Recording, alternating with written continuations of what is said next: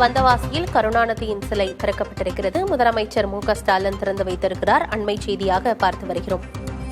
மறைந்த முன்னாள் முதல்வர் கருணாநிதியின் சிலையை திருவண்ணாமலை மாவட்டம் வந்தவாசியில் முதலமைச்சர் மு.க.ஸ்டாலின் திறந்து வைத்திருக்கிறார். அந்த காட்சிகளை திரையில் பார்த்து வருகிறோம்.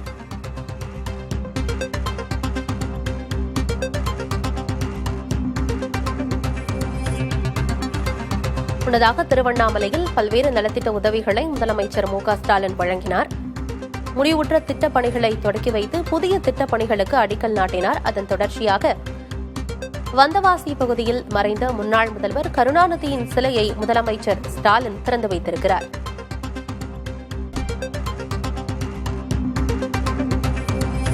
தொடர்ந்து கருணாநிதியின் உருவப்படத்திற்கு மலர் தூவி மரியாதையும் செய்திருக்கிறார் முதலமைச்சர் மு.க.ஸ்டாலின்.